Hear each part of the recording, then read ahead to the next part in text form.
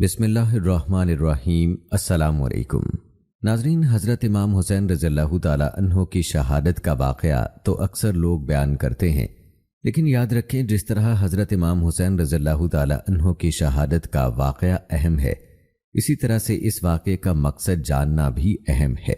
یہ جاننا زیادہ ضروری ہے کہ حضرت حسین رضی اللہ تعالی عنہ نے یزید کی بیعت کی بجائے شہادت کا راستہ کیوں اختیار فرمایا، اور حضرت حسین رضی اللہ تعالی عنہ کی نظر بصیرت یزید کی حکومت کو اور آنے والے خطرات کو کس نظر سے دیکھ رہی تھی۔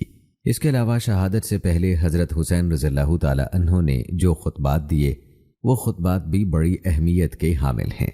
آج کی ویڈیو میں ہم حضرت حسین رضی اللہ تعالی عنہ کی شہادت کا واقعہ بھی بیان کریں گے اور آپ کو حضرت حسین رضی اللہ تعالی عنہ کی شہادت کا مقصد بھی بتائیں گے اور ان کے سفر کربلا کے دوران دیے گئے خطبات بھی شامل کریں گے۔ ناظرین، 10 محرم کی رات جسے شب عاشوراء کی رات کہتے ہیں، اس رات کا مختصر نقشہ ملاحظہ فرمائیں۔ روایات بتاتی ہیں کہ شب عاشور جب کہ موت سر پر کھڑی تھی، حضرت حسین رضی اللہ تعالی عنہ نے رات کے پہلے پہر اپنے گھر والوں کو کچھ وصیتیں کی اور فصیح و بلیغ کلمات میں حمد و صلات بیان کرنے کے بعد اپنے اصحاب کو فرمایا، تم میں سے جو بھی شخص آج کی رات اپنے گھر والوں کے پاس واپس جانا چاہتا ہے، میں اسے بخوشی اجازت دیتا ہوں، کیونکہ دشمن کو صرف میں مطلوب ہوں۔ مالک بن نضر نے کہا، مجھ پر قرض ہے اور پیچھے میرے بیوی بچے ہیں۔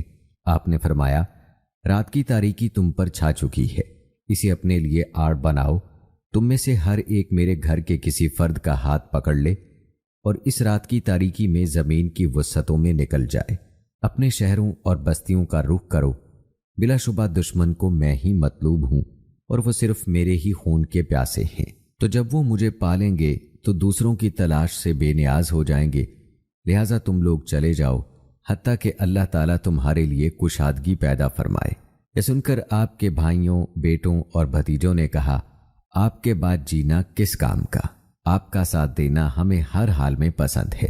حضرت حسین رضی اللہ تعالی عنہ نے فرمایا، اے بنی عقیل، مسلم بن عقیل پر جو بیت چکی اسے کافی سمجھو، تم سب نکل جاؤ، میں تمہیں بخوشی اجازت دیتا ہوں۔ انہوں نے کہا، یا حضرت حسین رضی اللہ تعالی عنہ، لوگ ہمیں کیا کہیں گے کہ ہم نے اپنے شیخ، اپنے سردار اور اپنے بہترین چچا کا مشکل وقت میں ساتھ چھوڑ دیا؟ ہم نے آپ کے دفاع میں ایک تیر بھی نہ چلایا، آپ کے دشمن کو ایک نیزہ بھی نہ گھونپا اور اس کے خلاف تلوار بھی نہ چلائی۔ کیا یہ گریز جینے کی تمنا میں تھا؟ نہیں، باخدا ہم ایسا ہرگز نہیں کریں گے، بلکہ ہم اپنی جانیں، اموال، اہل و عیال، حتیٰ کہ ساری متاع حیات کو آپ پر قربان کر دیں گے اور آپ کے ساتھ لڑتے رہیں گے، حتیٰ کہ آپ جیسے انجام سے دو چار ہو جائیں۔ آپ کے بعد جینا کتنا بے لذت ہوگا۔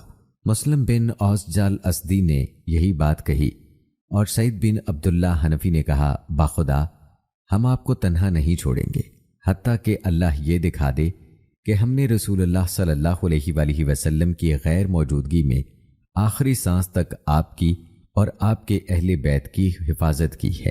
باخدا یہ تو ایک جان ہے، اگر مجھے یکے بعد دیگرے 1000 زندگیاں بھی دی جائیں اور میں ایک ایک کر کے ہر زندگی کو آپ پر قربان کر دوں تو میرے لیے اس سے زیادہ محبوب چیز اور کوئی نہیں ہوگی۔ پھر آپ کے سب اصحاب نے اس سے ملتے جلتے جذبات کا اظہار کیا اور کہا، ہم آپ کا ساتھ نہیں چھوڑیں گے، ہماری جانیں آپ پر قربان ہو جائیں، ہم اپنے جسموں، اپنے ہاتھوں، اپنی پیشانیوں اور اپنے گلوں کو ڈھال بنا کر آپ کی حفاظت کریں گے۔ ہاں، جب ہم آپ کی حفاظت میں قتل کر دیے جائیں، عہد وفا کو نبھا لیں تو پھر ہم پر جو بھی گزرے قبول ہے۔ آپ کے بھائی حضرت عباس رضی اللہ تعالی عنہ نے کہا، ہمیں ایک دن بھی ایسا نصیب نہ ہو جس میں آپ سامنے نہ ہوں، ہمیں آپ کے بعد زندگی نہیں چاہیے۔ امام زین العابدین رحمہ اللہ نے کہا، جس صبح میرے بابا شہید ہوئے اس رات میں بیٹھا ہوا تھا، میری پھوپھی زینب میری تیمارداری میں مصروف تھیں کہ میرے بابا اپنے خیمے میں اپنے ساتھیوں کے ساتھ الگ ہوئے، ان کے ساتھ ابو ذر غفاری بھی تھے، وہ اپنی تلوار کی دھار تیز کر رہے تھے اور میرے بابا اشعار پڑھ رہے تھے جس کا ترجمہ ہے، اے زمانہ تجھ پر اف ہے، रफ़क़ा में से किस कदर साथी सुबह शाम कत्ल किए जा चुके हैं और तू इस पर भी काने नहीं है। तमाम अमूर की बाज़गश्त रब्बे जलील की तरफ है और हर जी रूह अपने रास्ते को तय कर रहा है। आपने ये 3 अशार 2-3 मरतबा दोहराए, हत्ता कि मुझे याद हो गए और आप जो कहना चाह रहे थे मैं समझ गया। आंसुओं से मेरा दम घुटने लगा। मैं इन अल्फाज को दोहराने लगा और फिर खामोश हो गया। मुझे अंदाज़ा हो गया कि मुसीबत सर पर आ चुकी है। मेरी फूफी हसरत ज़दा होकर उनके करीब गईं और कहा, हाय माँ, काश कि आज मैं जिंदा ना होती। मेरी माँ फातिमा, मेरे बाबा अली और मेरे भाई हसन वफात पा चुके। असलाफ के बेहतरीन जानशीन और अखलाफ की फरियाद रस ए अबू अब्दुल्ला, मेरे माँ बाप आप पर कुर्बान हों। आपकी शहादत सर पर है। वो फरियाद करते करते बेहोश हो गईं। हज़रत हुसैन रज़ियल्लाहु ताला अन्हु ने उन पर पानी छिड़का और फरमाया, बहन, अल्लाह से डर और सब्र कर। अल्लाह से सब्र की इल्तिजा कर। शैतान आपकी बुर्दबारी को ख़त्म न कर दे। जान लो, जो भी ज़मीन पर है सब ने मौत से हमकिनार होना है और आसमान वालों को भी बका नहीं है। अल्लाह के सिवा हर चीज़ ने फना होना है। अल्लाह वो है जिसने अपनी कुदरत से तमाम मखलूक को पैदा किया और वही अपनी कुव्वत व गलबा से सबको मार देगा और फिर जिंदा करेगा। फिर सिर्फ अल्लाह वहदाहू ला शरीक की इबादत होगी। वो यकता है। जान लो, मेरे बाप मुझसे बेहतर थे, मेरी माँ मुझसे बेहतर थी, मेरे भाई मुझसे बेहतर थे। मेरे लिए, उनके लिए और हर मुसलमान के लिए रसूलुल्लाह सल्लल्लाहु अलैहि वसल्लम की ज़ात में नमूना है। फिर हज़रत हुसैन रज़ियल्लाहु ताला अन्हु ने उन्हें नसीहत करते हुए फरमाया, मेरे मरने के बाद नौह बैन ना करना, चेहरे को ना पीटना, सीना कूबी ना करना। फिर वो फूफी जान को लेकर मेरे पास आए और अपने असहाब की तरफ निकल गए और उन्हें हिदायत दी कि खैमों को एक दूसरे के करीब कर दो, हत्ता कि तनाबें एक दूसरे के साथ जुड़ जाएं। दुश्मन के लिए खैमों की तरफ एक रास्ते के सिवा कोई रास्ता ना छोड़ो। खैमों को दाएं बाएं और पीछे की तरफ रखो। फिर हज़रत हुसैन रज़ियल्लाहु ताला अन्हु और आपके असहाब रात भर नमाज पढ़ते रहे, अस्तगफार करते रहे, गिड़गड़ा कर दुआएं मांगते रहे, जबकि दुश्मन के घोड़े निगरानी के लिए उनके गिर्द चक्कर काट रहे थे। नाज़रीन, हम इमाम हुसैन रज़ियल्लाहु ताला अन्हु की मक्का से रवानगी और फिर रास्ते में दिए गए खुतबात और आप रज़ियल्लाहु ताला अन्हु की शहादत के वाक़े पर भी रोशनी डालेंगे। लेकिन इससे पहले बात करते हैं हज़रत हुसैन रज़ियल्लाहु ताला अन्हु की शहादत के मकसद का। नाज़रीन, हर साल मुहर्रम में करोड़ों मुसलमान, शिया भी और सुन्नी भी हज़रत इमाम हुसैन रज़ियल्लाहु ताला अन्हु की शहादत पर अपने रंज व गम का इजहार करते हैं। लेकिन अफसोस है कि इन गम गुसारों में से बहुत ही कम लोग इस मकसद की तरफ तवज्जो करते हैं जिसके लिए हज़रत हुसैन रज़ियल्लाहु ताला अन्हु ने न सिर्फ अपनी जान अजीज़ कुर्बान की बल्कि अपने कुनबे के बच्चों तक को कटवा दिया। याद रखें, किसी शख्स की मजलूमाना शहादत पर उसके अहले ख़ानदान का और उस ख़ानदान से मोहब्बत व अक़ीदत या हमदर्दी रखने वालों का इजहार गम करना तो एक फ़ितरी बात है। ऐसा रंजो गम दुनिया के हर ख़ानदान और उससे ताल्लुक़ रखने वालों की तरफ से ज़ाहिर होता है।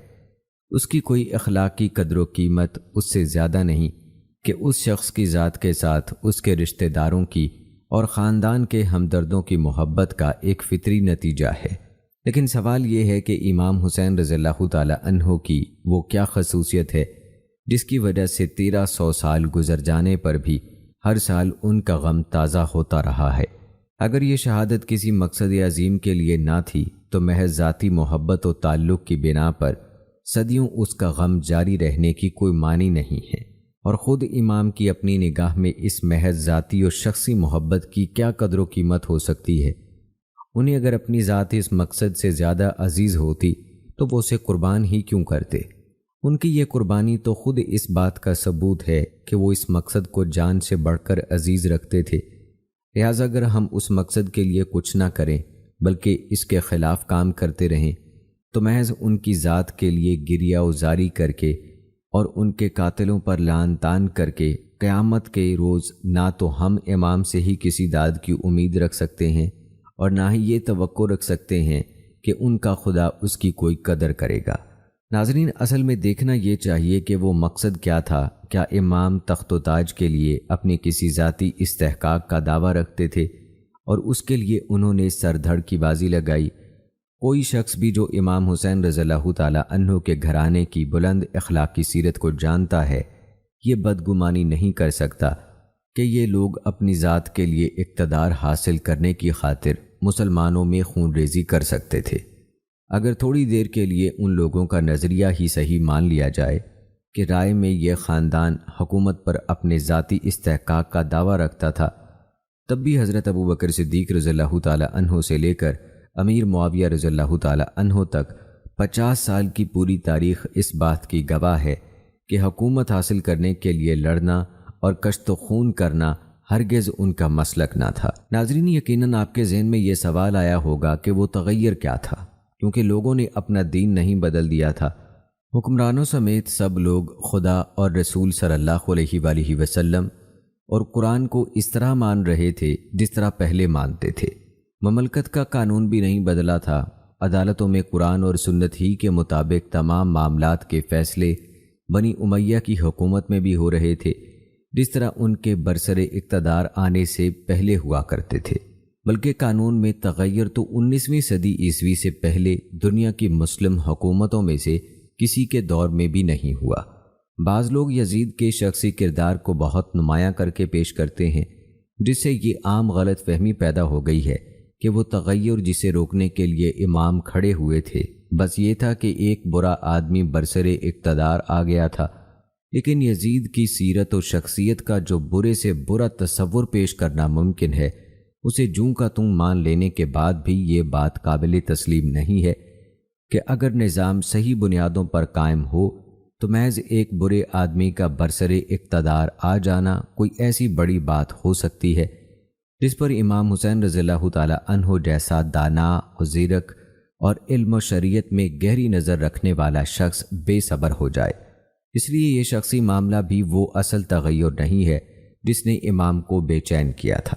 تاریخ کے غیر مطالعے سے جو چیز واضح طور پر سامنے آتی ہے وہ یہ ہے کہ یزید کے ولی عہدی اور پھر اس کی تخت نشینی سے دراصل جس خرابی کی ابتدا ہو رہی تھی وہ اسلامی ریاست کے دستور اور اس کے مزاج اور اس کے مقصد کی تبدیلی تھی۔ اس تبدیلی کے پورے نتائج اگرچہ اس وقت سامنے نہ آئے تھے، لیکن ایک صاحب نظر آدمی گاڑی کا رخ تبدیل ہوتے ہی یہ جان سکتا ہے کہ اب اس کا راستہ بدل رہا ہے اور جس راہ پر یہ مڑ رہی ہے وہ آخر کار اسے کہاں لے جائے گا۔ یہی رخ کی تبدیلی تھی جسے امام نے دیکھا اور گاڑی کو پھر سے صحیح پٹڑی پر ڈالنے کے لیے اپنی جان لڑا دینے کا فیصلہ کیا۔ ناظرین، اس چیز کو ٹھیک ٹھیک سمجھنے کے لیے ہمیں دیکھنا ہوگا کہ رسول اللہ صلی اللہ علیہ وآلہ وسلم اور خلفائے راشدین کی سربراہی میں ریاست کا جو نظام 40 سال تک چلتا رہا تھا، اس کے دستور کی بنیادی خصوصیات کیا تھیں، اور یزید کی ولی عہدی سے مسلمانوں میں جس دوسرے نظام ریاست کا آغاز ہوا اس کے اندر کیا خصوصیات دولت بنی امیہ و بنی عباس اور بعد کی بادشاہیوں میں ظاہر ہوئیں۔ اسی تقابل سے ہم یہ جان سکتے ہیں کہ یہ گاڑی پہلے کس لائن پر چل رہی تھی اور اس نقطہ انحراف پر پہنچ کر آگے وہ کس لائن پر چل پڑی، اور اسی تقابل سے ہم یہ سمجھ سکتے ہیں جس شخص نے رسول اللہ صلی اللہ علیہ وآلہ وسلم اور سیدہ فاطمہ رضی اللہ تعالی عنہا اور حضرت علی رضی اللہ تعالی عنہ کی آغوش میں تربیت پائی تھی، اور جس نے صحابہ کی بہترین سوسائٹی میں بچپن سے بڑھاپے تک کی منزلیں طے کی تھیں، وہ کیوں اس نقطہ انحراف کے سامنے آتے ہی گاڑی کو نئی لائن پر جانے سے روکنے کے لیے کھڑا ہو گیا، اور کیوں اس نے اس بات کی بھی پرواہ نہ کی کہ اس زوردار گاڑی کا رخ موڑنے کے لیے اس کے آگے کھڑے ہو جانے کا کیا نتیجہ ہو سکتا ہے۔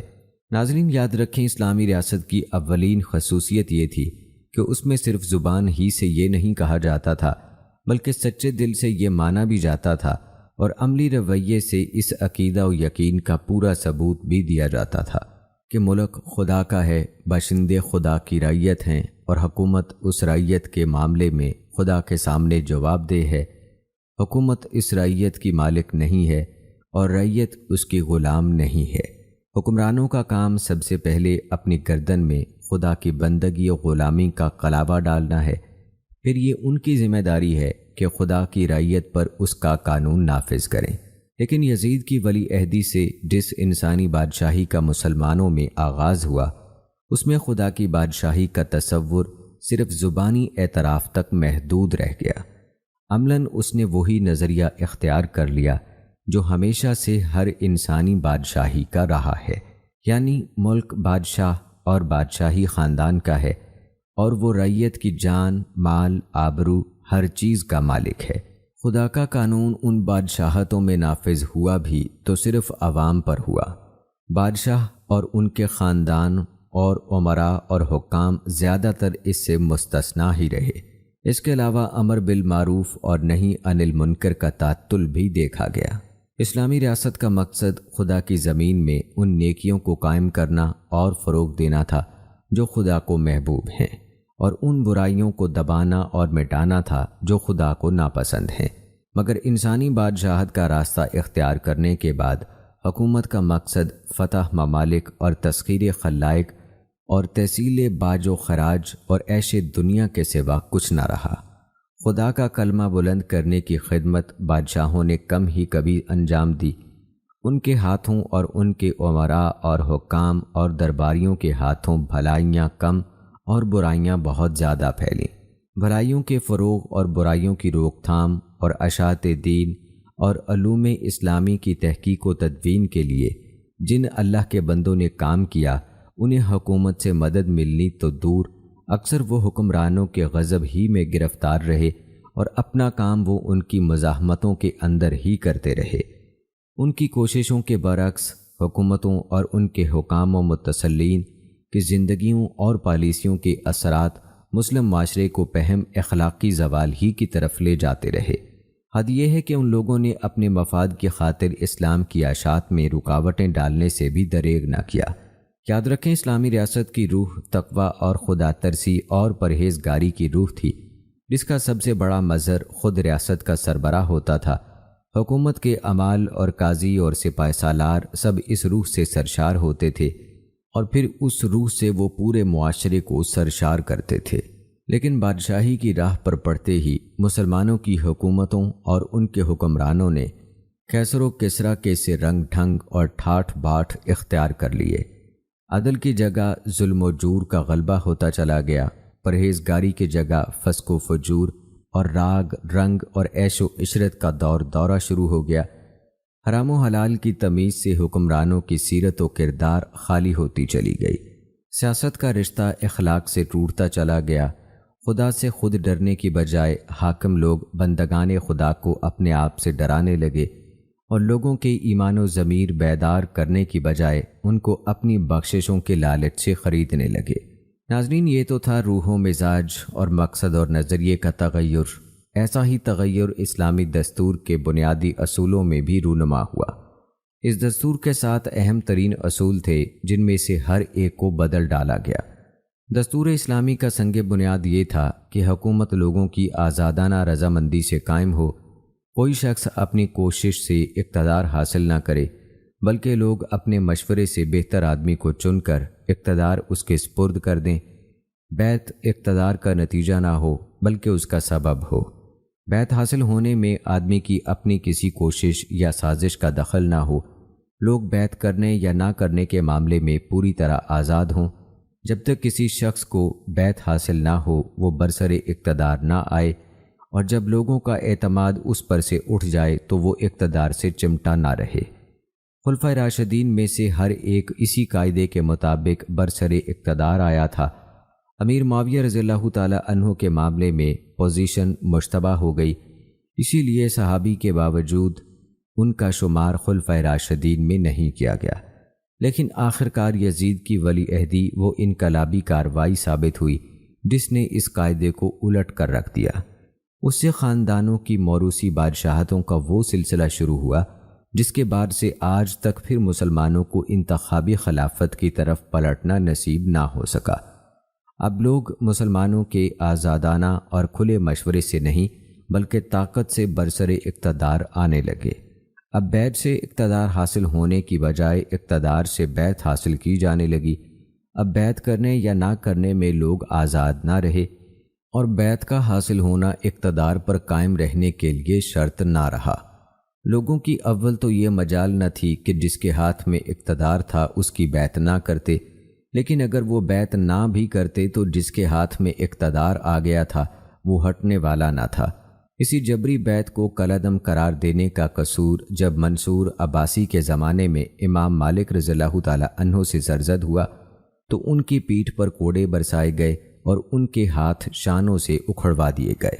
ناظرین، دوسرا اہم ترین قاعدہ اس دستور کا یہ تھا کہ حکومت مشورے سے کی جائے اور مشورہ ان بزرگوں سے کیا جائے جن کے علم، تقوی اور اصابت رائے پر عام لوگوں کو اعتماد ہو۔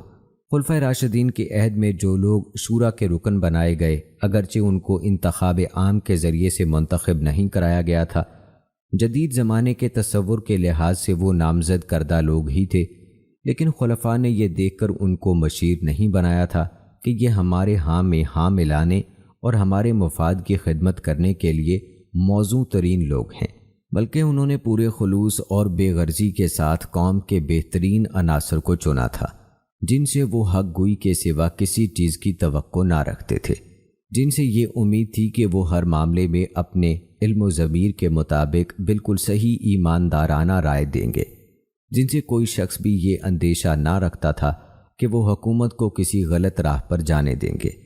اگر اس وقت ملک میں آج کل کے طریقے کے مطابق انتخابات بھی ہوتے تو عام مسلمان انہی لوگوں کو اپنے اعتماد کا مستحق قرار دیتے، لیکن شاہی دور کا آغاز ہوتے ہی شورا کا یہ طریقہ بدل گیا۔ اب بادشاہ استبداد اور مطلق العنانی کے ساتھ حکومت کرنے لگے۔ اب شہزادے اور خوشامدی اہل دربار اور صوبوں کے گورنر اور فوجوں کی سپاہ سالار ان کی کونسل کے ممبر تھے۔ اب وہ لوگ ان کے مشیر تھے جن کے معاملے میں اگر قوم کی رائے لی جاتی تو اعتماد کے ایک ووٹ کے مقابلے میں لعنت کے 1000 ووٹ آتے، اور اس کے برعکس وہ حق شناس و حق گو اہل علم و تقوی جن پر قوم کو اعتماد تھا وہ بادشاہوں کی نگاہ میں کسی اعتماد کے مستحق نہ ہوتے، بلکہ الٹے ماتوب یا کم از کم مشتبہ تھے۔ ناظرین، اس دستور کا تیسرا اصول یہ تھا کہ لوگوں کو اظہار رائے کی پوری آزادی ہو۔ امر بالمعروف و نہی عن المنکر کو اسلام نے ہر مسلمان کا حق ہی نہیں بلکہ فرض قرار دیا تھا۔ اسلامی معاشرے اور ریاست کے صحیح راستے پر چلنے کا انحصار اس بات پر تھا کہ لوگوں کے ضمیر اور ان کی زبانیں آزاد ہوں، وہ ہر غلط کام پر بڑے سے بڑے آدمی کو ٹوک سکیں اور حق بات پر برملا کہہ سکیں۔ خلافت راشدہ میں صرف یہی نہیں کہ لوگوں کا یہ حق پوری طرح محفوظ تھا، بلکہ خلفائے راشدین اسے ان کا فرض سمجھتے تھے اور اس فرض کے ادا کرنے میں ان کی ہمت افزائی کرتے تھے۔ ان کی مجلس شورا کے ممبروں ہی کو نہیں، قوم کے ہر شخص کو بولنے اور ٹوکنے اور خود خلیفہ سے باز پرس کرنے کی مکمل آزادی تھی، جس کے استعمال پر لوگ ڈانٹ اور دھمکی سے نہیں بلکہ داد اور تعریف سے نوازے جاتے تھے۔ یہ آزادی ان کی طرف سے کوئی عطیہ اور بخشش نہ تھی جس کے لیے وہ قوم پر اپنا احسان جتاتے، بلکہ یہ اسلام کا عطا کردہ ایک دستوری حق تھا جس کا احترام کرنا وہ اپنا فرض سمجھتے تھے، اور اسے بھلائی کے لیے استعمال کرنا ہر مسلمان پر خدا اور رسول کا عائد کردہ ایک فریضہ تھا، جس کی ادائیگی کے لیے معاشرے اور ریاست کی فضا کو ہر وقت سازگار رکھنا ان کی نگاہ میں فرائض خلافت کا ایک اہم جز تھا۔ لیکن بادشاہی دور کا آغاز ہوتے ہی ضمیروں پر کفل چڑھا دیے گئے اور منہ بند کر دیے گئے۔ اب قاعدہ یہ ہو گیا کہ زبان کھولو تو تعریف میں کھولو ورنہ چپ رہو، اور اگر تمہارا ضمیر ایسا زور آور ہے کہ حق گوئی سے تم باز نہیں رہ سکتے تو قید یا قتل کے لیے تیار ہو جاؤ۔ یہ پالیسی رفتہ رفتہ مسلمانوں کو پست ہمت، بزدل اور مصلحت پرست بناتی چلی گئی۔ خطرہ مول لے کر سچی بات کہنے والے ان کے اندر کم سے کم ہوتے چلے گئے۔ خوشامد اور چاپلوسی کی قیمت مارکیٹ میں چڑھتی اور حق پرستی اور راست بازی کی قیمت گرتی چلی گئی۔ اعلیٰ قابلیت رکھنے والے ایماندار اور آزاد خیال لوگ حکومت سے بے تعلق ہو گئے، اور عوام کا یہ حال ہو گیا کہ کسی شاہی خاندان کی حکومت برقرار رکھنے کے لیے ان کے دلوں میں کوئی جذبہ باقی نہ رہا۔ ایک کو ہٹانے کے لیے جب دوسرا آیا تو انہوں نے مدافعت میں انگلی تک نہ ہلائی، اور گرنے والا جب گرا تو انہوں نے ایک لات اور رسید کر کے اسے زیادہ گہرے گڑھے میں پھینکا۔ حکومتیں جاتی اور آتی رہیں مگر لوگوں نے تماشائی سے بڑھ کر اس آمد و رفت کے منظر سے کوئی دلچسپی نہ لی۔ ناظرین، چوتھا اصول جو اس تیسرے اصول کے ساتھ لازمی تعلق رکھتا تھا یہ تھا کہ خلیفہ اور اس کی حکومت خدا اور خلق دونوں کے سامنے جواب دہ ہے۔ جہاں تک خدا کے سامنے جواب دہی کا تعلق ہے، اس کے شدید احساس سے خلفۂ راشدین پر دن کا چین اور رات کا آرام حرام ہو گیا تھا، اور جہاں تک خلق کے سامنے جواب دہی کا تعلق ہے، وہ ہر وقت ہر جگہ اپنے آپ کو عوام کے سامنے جواب دہ سمجھتے تھے۔ ان کی حکومت کا یہ اصول نہ تھا کہ صرف مجلس شورا یعنی پارلیمنٹ میں نوٹس دے کر ہی ان سے سوال کیا جا سکتا ہے۔ وہ ہر روز 5 مرتبہ نماز کی جماعت میں اپنے عوام کو سامنا کرتے تھے۔ وہ ہر ہفتے جمعے کی جماعت میں عوام کے سامنے اپنی کہتے اور ان کی سنتے تھے۔ وہ شب و روز بازاروں میں کسی باڈی گارڈ کے بغیر، کسی ہٹو بچوں کی آواز کے بغیر عوام کے درمیان چلتے پھرتے تھے۔ ان کے گورنمنٹ ہاؤس یعنی ان کے کچے مکان کا دروازہ ہر شخص کے لیے کھلا تھا اور ہر ایک ان سے مل سکتا تھا۔ ان سب مواقع پر ہر شخص ان سے سوال کر سکتا تھا اور جواب طلب کر سکتا تھا۔ یہ محدود جواب دہی نہ تھی بلکہ کھلی اور ہمہ وقتی جواب دہی تھی۔ یہ نمائندوں کے واسطے سے نہ تھی بلکہ پوری قوم کے سامنے براہ راست تھی۔ وہ عوام کی مرضی سے برسر اقتدار آئے تھے اور عوام کی مرضی انہیں ہٹا کر دوسرا خلیفہ ہر وقت لا سکتی تھی۔ اس لیے نہ تو انہیں عوام کا سامنا کرنے میں کوئی خطرہ محسوس ہوتا تھا اور نہ اقتدار سے محروم ہونا ان کی نگاہ میں کوئی خطرہ تھا کہ وہ اس سے بچنے کی کبھی فکر کرتے۔ لیکن بادشاہی دور کے آتے ہی جواب دہ حکومت کا تصور ختم ہو گیا۔ خدا کے سامنے جواب دہی کا خیال چاہے زبانوں پر رہ گیا ہو مگر عمل میں اس کے آثار کم ہی نظر آتے ہیں۔ رہی خلق کے سامنے جواب دہی تو کون مائی کا لال تھا جو ان سے جواب طلب کر سکتا؟ وہ اپنی قوم کے فاتح تھے۔ مفتوحوں کے سامنے کون فاتح جواب دہ ہوتا ہے؟ وہ طاقت سے برسر اقتدار آئے تھے اور ان کا نعرہ یہ تھا کہ جس میں طاقت ہو وہ ہم سے اقتدار چھین لے۔ ایسے لوگ عوام کا سامنا کب کیا کرتے ہیں اور عوام ان کے قریب کہاں پھٹک سکتے تھے؟ وہ نماز بھی پڑھتے تھے تو نتھو خیرے کے ساتھ نہیں بلکہ اپنے محلوں کی محفوظ مسجدوں میں یا باہر اپنے نہایت قابل اعتماد محافظوں کے جھرمٹ میں۔ ان کی سواریاں نکلتی تھی تو آگے اور پیچھے مسلح دستے ہوتے تھے اور راستے صاف کر دیے جاتے تھے۔ عوام کی اور ان کی مٹ بھیڑ کسی جگہ ہوتی ہی نہ تھی۔ ناظرین، یاد رکھیں 5واں اصول اسلامی دستور کا یہ تھا کہ بیت المال خدا کا مال اور مسلمانوں کی امانت ہے، جس میں کوئی چیز حق کی راہ کے سوا کسی دوسری راہ سے آنی نہ چاہیے اور جس میں سے کوئی چیز حق کے سوا کسی دوسری راہ میں جانی نہ چاہیے۔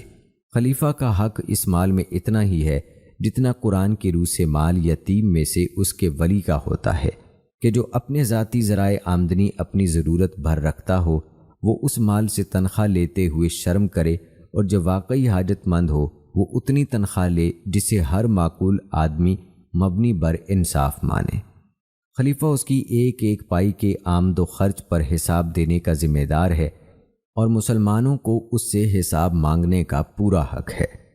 خلفائے راشدین نے اس اصول کو بھی کمال درجہ دیانت اور حق شناسی کے ساتھ برت کر دکھایا۔ ان کے خزانے میں جو کچھ بھی آتا تھا ٹھیک ٹھیک اسلامی قانون کے مطابق آتا تھا، اور اس میں سے جو کچھ خرچ ہوتا تھا بالکل جائز راستوں میں ہوتا تھا۔ ان میں سے جو غنی تھا اس نے ایک حبہ اپنی ذات کے لیے تنخواہ کے طور پر وصول کیے بغیر مفت خدمت انجام دی، بلکہ اپنی گرہ سے قوم کے لیے خرچ کرنے میں بھی دریغ نہ کیا، اور جو تنخواہ کے بغیر ہمہ وقتی خدمت گار نہ بن سکتے تھے انہوں نے اپنی ضروریات زندگی کے لیے اتنی کم تنخواہ لی کہ ہر معقول آدمی اسے انصاف سے کم ہی مانے گا۔ زیادہ کہنے کی جرت ان کا دشمن بھی نہیں کر سکتا۔ پھر اس خزانے کی آمد و خرچ کا حساب ہر وقت ہر شخص مانگ سکتا تھا، اور وہ ہر وقت ہر شخص کے سامنے حساب دینے کے لیے تیار تھے۔ ان سے ایک عام آدمی بھرے مجمع میں پوچھ سکتا تھا کہ خزانے میں یمن سے جو چادریں آئی ہیں ان کا طول و عرض تو اتنا نہ تھا کہ جناب کا یہ لمبا کرتا بن سکے، یہ زائد کپڑا آپ کہاں سے لائے ہیں؟ مگر جب خلافت بادشاہی میں تبدیل ہوئی تو خزانہ خدا اور مسلمانوں کا نہیں بلکہ بادشاہ کا مال تھا۔ ہر جائز و ناجائز راستے سے اس میں دولت آتی تھی اور ہر جائز و ناجائز راستے میں بے غل و غش صرف ہوتی تھی۔ کسی کی مجال نہ تھی کہ اس کے حساب کا سوال اٹھا سکے۔ سارا ملک ایک خوان یغما تھا جس پر ایک ہرکارے سے لے کر سربراہ مملکت تک حکومت کے سارے کل پرزے حسب توفیق ہاتھ مار رہے تھے، اور ذہنوں سے یہ تصور ہی نکل گیا تھا کہ اقتدار کوئی پروانہ اباحت نہیں ہے جس کی بدولت یہ لوٹ مار ان کے لیے حلال ہو، اور پبلک کا مال کوئی شیر مادر نہیں ہے جسے وہ ہضم کرتے رہیں اور کسی کے سامنے انہیں اس کا حساب دینا نہ ہو۔ ناظرین، چھٹا اصول اس دستور کا یہ تھا کہ ملک میں قانون یعنی خدا اور رسول صلی اللہ علیہ وآلہ وسلم کے قانون کی حکومت ہونی چاہیے۔ کسی کو قانون سے بالا تر نہ ہونا چاہیے، کسی کو قانون کی حدود سے باہر جا کر کام کرنے کا حق نہ ہونا چاہیے۔ ایک ایک آدمی سے لے کر سربراہ مملکت تک سب کے لیے ایک ہی قانون ہونا چاہیے اور سب پر اسے بے لاگ طریقے سے نافذ ہونا چاہیے۔ انصاف کے معاملے میں کسی کے ساتھ کوئی امتیازی سلوک نہ ہونا چاہیے اور عدالتوں کو انصاف کرنے کے لیے ہر دباؤ سے بالکل آزاد ہونا چاہیے۔ خلفائے راشدین نے اس اصول کی پیروی کا بھی بہترین نمونہ پیش کیا تھا۔ بادشاہوں سے بڑھ کر اقتدار رکھنے کے باوجود وہ قانون الہی کی بندشوں میں جکڑے ہوئے تھے۔ نہ ان کی دوستی اور رشتہ داری قانون کی حد سے نکل کر کسی کو کچھ نفع پہنچا سکتی تھی، اور نہ ان کی ناراضگی کسی کو قانون کے خلاف کوئی نقصان پہنچا سکتی تھی۔ کوئی ان کے اپنے حق پر بھی دست درازی کرتا تو وہ ایک عام آدمی کی طرح عدالت کا دروازہ کھٹکھٹاتے تھے، اور کسی کو ان کے خلاف شکایت ہوتی تو وہ استغاثہ کر کے انہیں عدالت میں کھینچ لا سکتا تھا۔ اسی طرح انہوں نے اپنی حکومت کے گورنروں اور سپاہ سالاروں کو بھی قانون کی گرفت میں کس رکھا تھا۔ کسی کی مجال نہ تھی کہ عدالت کے کام میں کسی قاضی پر اثر انداز ہونے کا خیال بھی کرتا۔ کسی کا یہ مرتبہ نہ تھا کہ قانون کی حد سے قدم باہر نکال کر مواخذے سے بچ جاتا۔ لیکن خلافت سے بادشاہی کی طرف انتقال واقع ہوتے ہی اس قاعدے کے بھی چیتھڑے اڑ گئے۔ اب بادشاہ اور شہزادے اور امراء اور حکام اور سپاہ سالار ہی نہیں، شاہی محلات کے منہ چڑھے لونڈی غلام تک قانون سے بالا تر ہو گئے۔ لوگوں کی گردنیں اور پیٹھیں اور مال اور آبروئیں سب ان کے لیے مباح ہو گئیں۔ انصاف کے دو معیار بن گئے، ایک کمزور کے لیے اور دوسرا طاقتور کے لیے۔ مقدمات میں عدالتوں پر دباؤ ڈالے جانے لگے اور بے لاگ انصاف کرنے والے قاضیوں کی شامت آنے لگی، حتیٰ کہ خدا ترس فقہا نے عدالت کی کرسی پر بیٹھنے کی بجائے کوڑے کھانا اور قید ہو جانا زیادہ قابل ترجیح سمجھا، تاکہ وہ ظلم و جور کے اعلی کار بن کر خدا کے عذاب کے مستحق نہ بنے۔ ناظرین، یاد رکھیں، مسلمانوں میں حقوق اور مراتب کے لحاظ سے کامل مساوات اسلامی دستور کا 7واں اصول تھا، جسے ابتدائی اسلامی ریاست میں پوری قوت کے ساتھ قائم کیا گیا تھا۔ مسلمانوں کے درمیان نسل، وطن، زبان وغیرہ کا کوئی امتیاز نہ تھا۔ قبیلے اور خاندان اور حسب و نسب کے لحاظ سے کسی کو کسی پر فضیلت نہ تھی۔ خدا اور رسول اللہ صلی اللہ علیہ وآلہ وسلم کے ماننے والے سب لوگوں کے حقوق یکساں تھے اور سب کی حیثیت برابر تھی۔ ایک کو دوسرے پر ترجیح اگر تھی تو سیرت و اخلاق اور اہلیت و صلاحیت اور خدمات کے لحاظ سے تھی، لیکن خلافت کی جگہ جب بادشاہی نظام آیا تو عصبیت کے شیاطین ہر گوشے سے سر اٹھانے لگے۔ شاہی خاندان اور ان کے حامی خانوادوں کا مرتبہ سب سے بلند و برتر ہو گیا۔ ان کے قبیلوں کو دوسرے قبیلوں پر ترجیحی حقوق حاصل ہو گئے۔ عربی اور عجمی کے تعصبات جاگ اٹھے اور خود عربوں میں قبیلے اور قبیلے کے درمیان کشمکش پیدا ہو گئی۔ ملت اسلامی کو اس چیز نے جو نقصان پہنچایا اس پر تاریخ کے اوراق گواہ ہیں۔ ناظرین، یہ تھے وہ تغیرات جو اسلامی خلافت کو خاندانی بادشاہت میں تبدیل کروانے سے رونما ہوئے۔ کوئی شخص اس تاریخی حقیقت کا انکار نہیں کر سکتا کہ یزید کی ولی عہدی ان تغیرات کا نقطہ آغاز تھی، اور اس بات سے بھی انکار نہیں ممکن کہ اس نقطے سے چل کر تھوڑی مدت کے اندر ہی بادشاہی نظام میں وہ سب خرابیاں نمایاں ہو گئیں جو بیان کی گئی ہیں۔ جس وقت یہ انقلابی قدم اٹھایا گیا تھا اس وقت یہ خرابیاں اگرچہ باتمام و کمال سامنے نہ آئی تھیں، مگر ہر صاحب بصیرت آدمی جان سکتا تھا کہ اس اقدام کے لازمی نتائج یہی کچھ ہیں، اور اس سے ان اصلاحات پر پانی پھر جانے والا ہے جو اسلام نے سیاست و ریاست کے نظام میں کی ہیں۔ اس لیے امام حسین رضی اللہ تعالی عنہ اس پر صبر نہ کر سکے، اور انہوں نے فیصلہ کیا کہ جو بدتر سے بدتر نتائج بھی انہیں ایک مضبوط جمی جماعی حکومت کے خلاف اٹھنے میں بھگتنے پڑیں، ان کا خطرہ مول لے کر بھی انہیں اس انقلاب کو روکنے کی کوشش کرنی چاہیے۔ ناظرین، اس کوشش میں جو انجام ہوا وہ سب کے سامنے ہے، مگر امام رضی اللہ تعالی عنہ نے اس عظیم خطرے میں کود کر اور مردانہ وار اس کے نتائج کو بھگت کر جو بات ثابت کی وہ یہ تھی کہ اسلامی ریاست کی بنیادی خصوصیات امت مسلمہ کا وہ بیش قیمت سرمایہ ہیں جسے بچانے کے لیے ایک مومن اپنا سر بھی دے دے اور اپنے بال بچوں کو بھی کٹوا بیٹھے تو اس مقصد کے مقابلے میں یہ کوئی مہنگا سودا نہیں ہے، اور ان خصوصیات کے مقابلے میں وہ دوسرے تغیرات جو بیان کیے گئے ہیں دین اور ملت کے لیے وہ آفت عظمیٰ ہیں جسے روکنے کے لیے ایک مومن کو اگر اپنا سب کچھ قربان کر دینا پڑے تو اس میں دریغ نہ کرنا چاہیے۔ ناظرین، اگرچہ کچھ لوگ اس کو سیاسی رنگ دینے کی کوشش کرتے ہیں، مگر حسین ابن علی رضی اللہ تعالی عنہ کی نگاہ میں تو یہ سراسر ایک دینی کام تھا، اس لیے انہوں نے اس کام میں جان دینے کو شہادت سمجھ کر جان دی۔ ناظرین، یہ تھا تفصیلی تذکرہ امام علی مقام کی شہادت کے مقصد کے حوالے سے۔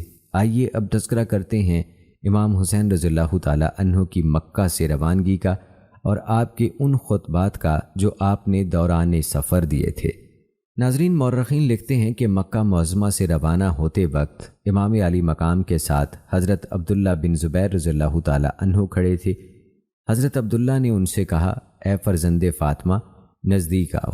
امام علی مقام قریب ہوئے تو انہوں نے سرگوشی کی، پھر امام ہماری طرف متوجہ ہوئے اور فرمایا، تمہیں معلوم ہے عبداللہ بن زبیر نے کیا کہا ہے؟ ہم نے عرض کیا، ہم آپ پر فدا ہوں، ہمیں نہیں معلوم۔ آپ نے فرمایا، عبداللہ بن زبیر نے کہا، آپ اس مسجد میں ٹھہریں، میں آپ کی حمایت کے لیے لوگوں کو جمع کرتا ہوں۔ امام علی مقام نے فرمایا، باخدا اگر میں اس مسجد سے ایک بالشت باہر شہید کیا جاؤں تو یہ ایک بالشت اندر شہید ہونے سے مجھے زیادہ پسند ہے۔ اللہ کی قسم، اگر میں حشرات الارض کے کسی بل میں بھی گھس جاؤں تو دشمن اپنے مذموم ارادوں کو پورا کرنے کے لیے مجھے نکال باہر کریں گے۔ باخدا یہ میرے حوالے سے حق سے بالکل اسی طرح تجاوز کریں گے جیسے یہود نے ہفتے کے دن کی حرمت کو پامال کر کے کیا تھا۔ پھر امام علی مقام کوفہ روانگی کے لیے مکہ معظمہ سے اپنے اصحاب کے ساتھ رخصت ہو گئے۔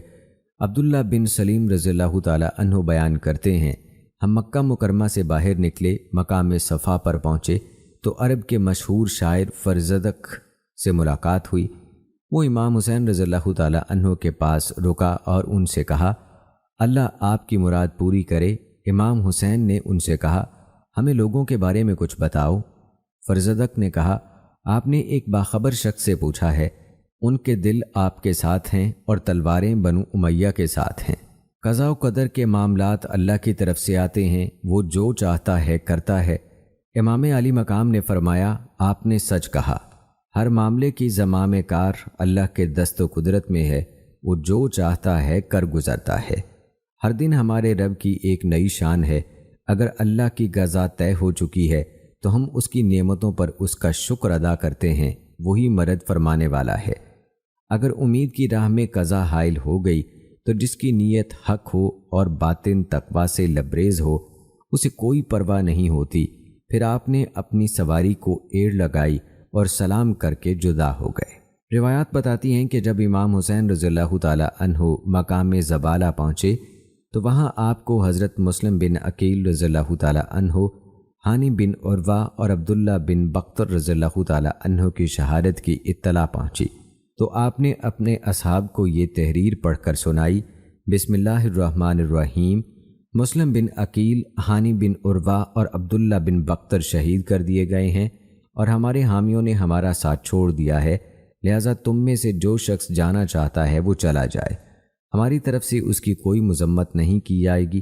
یہ سنتے ہی سب لوگ متفرق ہو گئے، کوئی دائیں طرف کو اور کوئی بائیں طرف کو روانہ ہو گیا۔ نوبت یہاں تک پہنچی کہ جو لوگ مدینہ طیبہ سے آپ کے ساتھ چلے تھے صرف وہی باقی رہ گئے۔ پھر جب امام حسین رضی اللہ تعالی عنہ مقام شراف پر پہنچے تو حر 1000 سوار کا لشکر لے کر آپ کے مقابل آ کھڑا ہوا۔ حر نے آپ کو اس مقام پر روکے رکھا اور آگے جانے نہ دیا۔ اسی دوران نماز ظہر کا وقت آ گیا۔ آپ نے حجاج بن مسعود رضی اللہ تعالی عنہ کو اذان دینے کا حکم دیا۔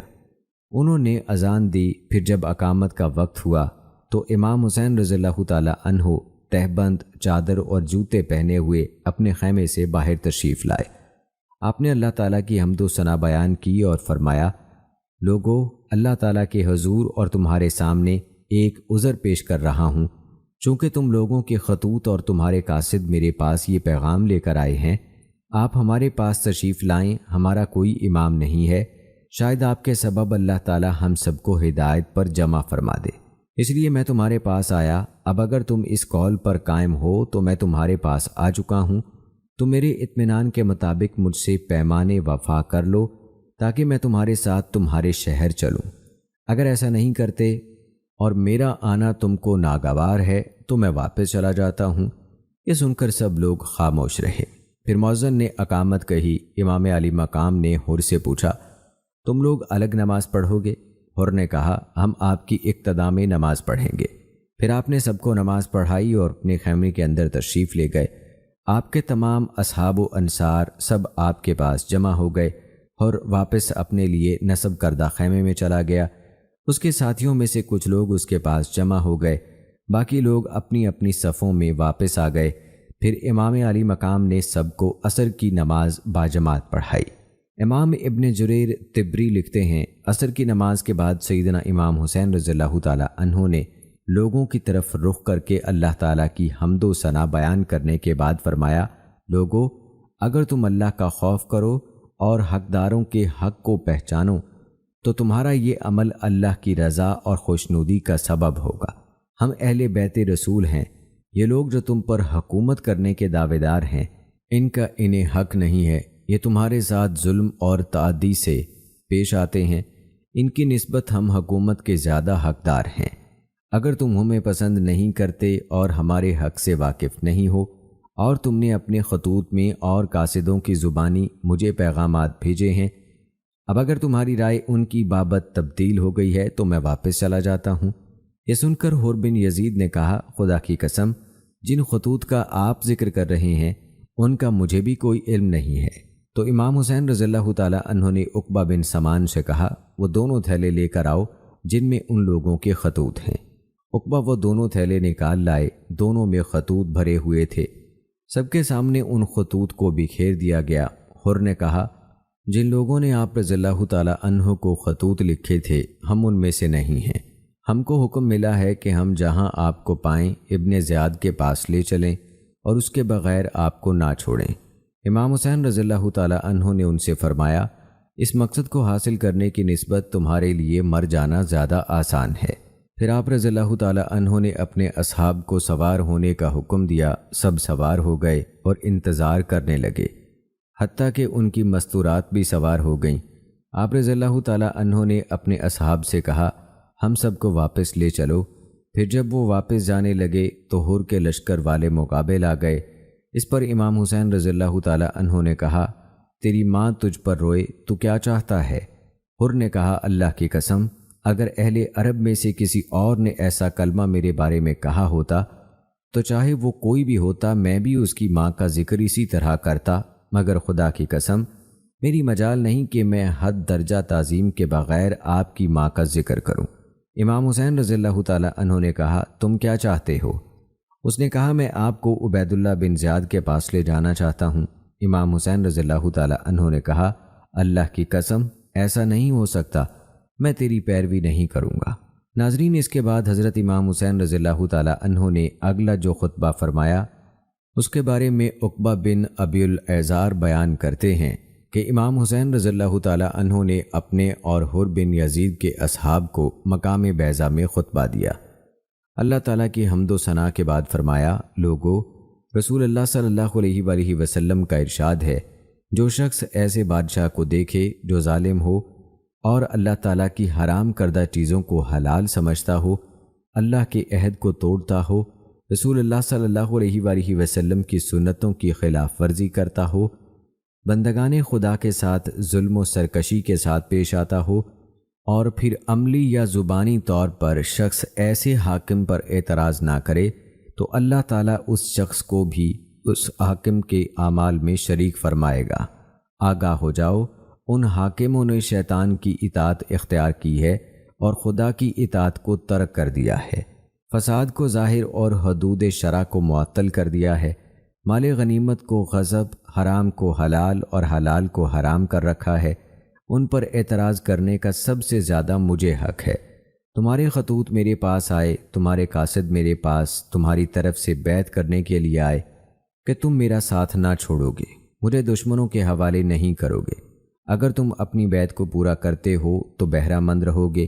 میں حسین ہوں، علی و فاطمہ بنت رسول صلی اللہ علیہ وآلہ وسلم کا فرزند ہوں۔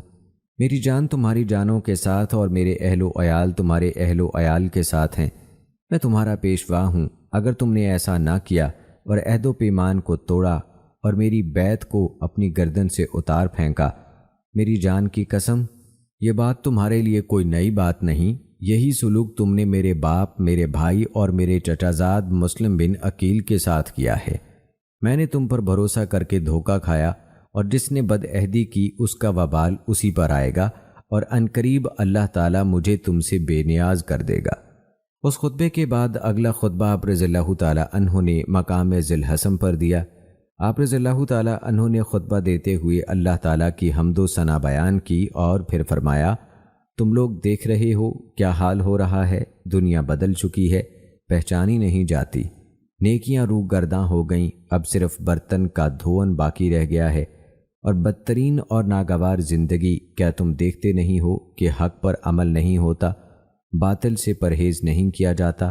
مومن کو اب چاہیے کہ حق پر رہ کر خدا سے ملاقات کرے۔ میں دیکھتا ہوں کہ مر جانا شہادت ہے اور ظالموں کے ساتھ زندگی بسر کرنا ناگوار امر ہے۔ ناظرین، اس کے بعد حضرت امام حسین رضی اللہ تعالی عنہ نے جو آخری خطبہ یوم عاشور کے دن فرمایا، اس خطبے کے بارے میں امام ابن کثیر یوں لکھتے ہیں، امام حسین اپنے گھوڑے پر سوار ہو گئے، قرآن مجید کو اٹھایا اور اپنے سامنے رکھا، پھر قوم کی طرف رخ کیا۔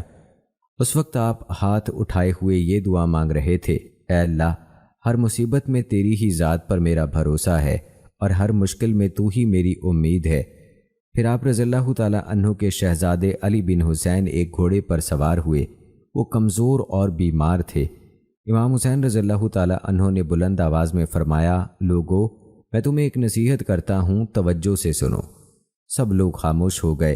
امام علی مقام نے اللہ تعالیٰ کی حمد و ثنا کے بعد فرمایا، لوگو، اگر تم مجھ سے نصیحت قبول کرتے ہو اور میرے ساتھ انصاف کرتے ہو تو یہ تمہارے لیے سعادت کی بات ہوگی، اور تم پر میرا کوئی زور نہیں ہے، اور اگر تم میری نصیحت قبول نہیں کرتے تو تم اپنے خود ساختہ آقاؤں کے ساتھ مل کر سازش کو پختہ کر لو، پھر تمہیں اپنے فیصلے میں کوئی تذبذب باقی نہ رہے۔ اور یہ آیت تلاوت فرمائی جس کا ترجمہ ہے، پھر تم جو کچھ میرے خلاف کر سکتے ہو وہ کر گزرو اور مجھے مہلت نہ دو۔ بے شک میرا پروردگار اللہ ہے جس نے یہ کتاب نازل کی اور وہ نیک لوگوں کی مدد کرتا ہے۔ سورہ الاعراف آیت نمبر 196۔ جب آپ رضی اللہ تعالیٰ عنہ کی بہنوں اور بیٹیوں نے یہ سنا تو وہ بلند آواز سے رونے لگیں۔ اس پر آپ رضی اللہ تعالیٰ عنہ نے کہا، اللہ تعالیٰ ابن عباس رضی اللہ تعالیٰ عنہ پر رحم فرمائے، انہوں نے مجھے مشورہ دیا تھا کہ اپنے ساتھ خواتین کو لے کر نہ جائیں اور معاملات درست ہونے تک ان کو مکہ میں رہنے دیں۔ پھر اپنے بھائی عباس کو بھیجا تو اس نے ان کو خاموش کر دیا۔ پھر آپ نے لوگوں کو اپنی ذاتی فضیلت، نسب کی عظمت، مرتبے کی بلندی اور بزرگی بیان فرمائی۔ آپ نے فرمایا، اپنے ضمیر کو ٹٹولو اور اپنا محاسبہ کرو، کیا تمہارے لیے مجھ جیسے شخص کا قتل جائز ہے؟ اور میں تمہارے نبی صلی اللہ علیہ وآلہ وسلم کی بیٹی کا بیٹا ہوں۔ روئے زمین پر میرے سوا کسی نبی کی بیٹی کا کوئی بیٹا نہیں۔ علی رضی اللہ تعالیٰ عنہ میرے والد ہیں۔ जाफ़िर ज़ुलजनाहीन रज़ियल्लाहु ताला अन्हो मेरे चचा हैं। हमज़ा सैयद शुहदा रज़ियल्लाहु ताला अन्हो मेरे वालिद के चचा हैं। मेरे और मेरे भाई के बारे में रसूलुल्लाह सल्लल्लाहु अलैहि वसल्लम ने फरमाया है, ये दोनों जन्नत के नौजवानों के सरदार हैं। अगर तुम मेरी बात की तस्दीक करते हो तो मैं सच कहता हूँ, अल्लाह की कसम, जब से मैंने जाना है कि अल्लाह ताला झूठ पर नाराज़ होता है, मैंने झूठ नहीं बोला। अगर ऐसा नहीं है तो रसूलुल्लाह सल्लल्लाहु अलैहि वसल्लम के असहाब से इस बारे में पूछ लो। हज़रत जाबिर बिन अब्दुल्लाह, अबू सईद खदरी, साहल बिन साद, ज़ैद बिन अरकम और अनस बिन मालिक रज़ियल्लाहु ताला अन्हुम तुम्हें इस बारे में बता देंगे। तुम पर अफसोस है, क्या तुम अल्लाह से नहीं डरते? क्या ये मेरा खून बहाने से तुम्हारे लिए रुकावट नहीं है? उस वक्त शमर बिन ज़िल जोशन ने कहा, वो एक किनारे पर खड़ा होकर अल्लाह की इबादत करता है और मैं जानता हूँ कि वो क्या कहते हैं। तो हबीब बिन मथर ने उसको जवाब दिया, खुदा की कसम ए शमर, तुम 70 किनारों पर खड़े होकर अल्लाह की इबादत करते हो। अल्लाह की कसम, जो वो कह रहे हैं हम जानते हैं और बेशक तेरे दिल पर मोहर लग चुकी है। फिर हज़रत हुसैन रज़ियल्लाहु ताला अन्हु ने फरमाया, लोगो मुझे छोड़ दो ताकि मैं ऐसी जगह लौट जाऊं जहां मेरे लिए अमान हो और कोई खौफ व ख़तर ना हो। उन्होंने कहा, आप अपने चचाजाद की बैत क्यों नहीं करते? तो आप रज़ियल्लाहु ताला अन्हु ने फरमाया, माज़अल्लाह, मैं हर मुतकब्बिर से जो हिसाब के दिन पर ईमान नहीं रखता, अपने रब और तुम्हारे रब की पनाह में आता हूँ। फिर आप रज़ियल्लाहु ताला अन्हु ने अपनी सवारी को बिठाया और उक़बा बिन समान को हुक्म दिया तो उसने सवारी को बांध दिया। फिर फरमाया, मुझे बताओ, क्या मैंने तुम में से किसी को कत्ल किया है जिसका तुम मुझसे मुतालबा करते हो, या मैंने तुम्हारा माल खाया है, या किसी जख्म का कसास मांगते हो? इस पर वो लोग खामोश हो गए। फिर आप रज़ियल्लाहु ताला अन्हु ने बुलंद आवाज से पुकारा, ए शबीस बिन रबी, ए हजार बिन अबजुर, ए कैस बिन उल अशस, ए ज़ैद बिन उल हारिस, क्या तुमने मुझे नहीं लिखा कि फल पक चुके हैं और दरख्त सब्ज हो चुके हैं? आप हमारे पास तशरीफ लाएं। आप एक तैयार फौज के पास तशरीफ लाएंगे। उन्होंने कहा, हमने ऐसा नहीं कहा। आप रज़ियल्लाहु ताला अन्हु ने फरमाया, खुदा की कसम, तुमने ऐसा ही कहा है। फिर फरमाया, लोगो जब तुम मुझे नापसंद करते हो तो मुझे छोड़ दो ताकि तुम्हारे पास से चला जाऊं। तो कैस बिन उल अशस ने कहा, तुम अपने चचाजाद की बैत क्यों नहीं करते? वो तुम्हें तकलीफ नहीं देंगे और आप उनको अच्छा पाएंगे। हज़रत हुसैन रज़ियल्लाहु ताला अन्हु ने उससे फरमाया, तुम अपने भाई के भाई हो, क्या तुम चाहते हो कि बनु हाशिम तुमसे मुस्लिम बिन अकील के खून से ज्यादा का मुतालबा करें? नहीं, अल्लाह की कसम, मैं जलीलों की तरह उसकी बैत नहीं करूंगा और न गुलामों की तरह उसको तस्लीम करूंगा। सितम यह है कि मोहब्बत हुसैन के दावेदार तो बहुत हैं और अपने अपने अंदाज में उनकी याद भी मनाते हैं, उनका गम भी ताज़ा करते हैं, मगर उनकी इक़दार को जिंदा करने वाले आज भी बहुत नायाब हैं। नाज़रीन, हज़रत हुसैन रज़ियल्लाहु ताला अन्हु ने शहादत का जो नमूना पेश किया वो महज अपनी ज़ात तक महदूद नहीं, उन्होंने अपने पूरे ख़ानदान को शीर खार बच्चों समेत दाव पर लगा दिया। शायद तन्हा नवासा रसूल सल्लल्लाहु अलैहि वसल्लम की शहादत हसूल मकसद के लिए काफ़ी थी, लेकिन नौजवानाने जन्नत के सरदार हज़रत हुसैन रज़ियल्लाहु ताला अन्हु के सामने पूरी इंसानियत के लिए ये नज़ीर कायम करना थी कि हक़ की अलमबरदारी और दीन का अहया इस बात का तकाजा करता है कि दीन से मोहब्बत रखने वाला उसके लिए अपनी किसी भी अजीज से अजीज मता को भी अल्लाह की राह में लौटा और मिटा देने से गुरेज ना करे। अल्लाह ताला से दुआ है कि अल्लाह ताला हमें हज़रत हुसैन रज़ियल्लाहु ताला अन्हु के असल मकसद पर अमल पैरा होने की तौफीक अता फरमाए जिस मकसद के लिए उन्होंने जामे शहादत नोश फरमाया था। आमीन सुम्मा आमीन। तो नाज़रीन इकराम, ये थी हमारी आज की वीडियो। उम्मीद करते हैं कि आपको पसंद आई होगी। हमारी आज की इस वीडियो के मुताल्लिक अपनी राय का इजहार कमेंट बॉक्स में लाजमी कीजिएगा। अगर आपने अभी तक हमारा चैनल सब्सक्राइब नहीं किया है तो अभी सब्सक्राइब कर लें, साथ में बेल नोटिफिकेशन को ज़रूर ऑन कर लीजिएगा ताकि लेटेस्ट अपलोड होने वाली वीडियोस का नोटिफिकेशन आपको बर वक्त मिलता रहे। मुझे अगली वीडियो तक इजाज़त दें। अल्लाह हाफिज़।